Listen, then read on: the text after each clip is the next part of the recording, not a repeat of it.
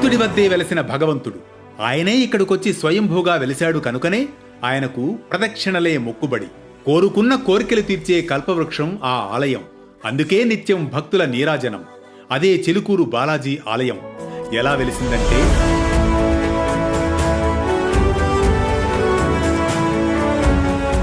అనగనగా అది భక్త రామదాసు మేనమామలు అక్కన్న మాదన్నల కాలం.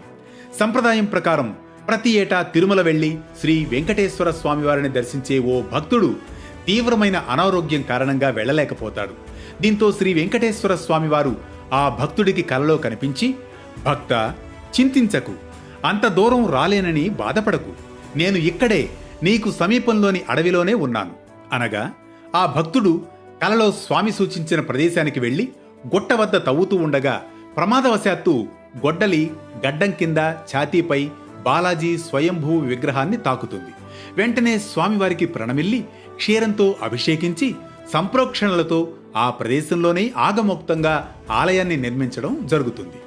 అదే చిలుకూరు బాలాజీ ఆలయంగా రంగారెడ్డి జిల్లాలోని హిమాయత్ సాగర్ సరస్సు సమీపంలోని ఓ చిన్న గ్రామం చిలుకూరులో వెలసిల్లుతోంది.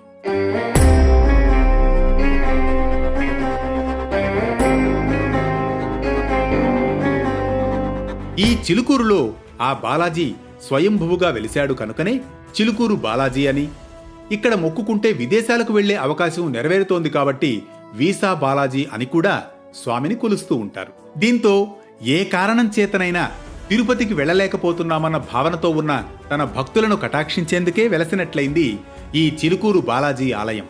ఈ చిలుకూరు బాలాజీ ఆలయం నిత్యం భక్తుల ప్రదక్షిణలతో సందడిగా కనిపిస్తుంది. భక్తులు మొదటిసారి వచ్చినప్పుడు 11 సార్లు ప్రదక్షిణలు చేస్తారు. తమ కోరికలు తీరిన తర్వాత మాత్రం మరోసారి వచ్చి 108 సార్లు ప్రదక్షిణలు చేసి తమ మొక్కులు తీర్చుకొని ప్రణమిల్లుతారు. మరో విశిష్ట కథనంతో మళ్ళీ కలుద్దాం. అనగనగాలు.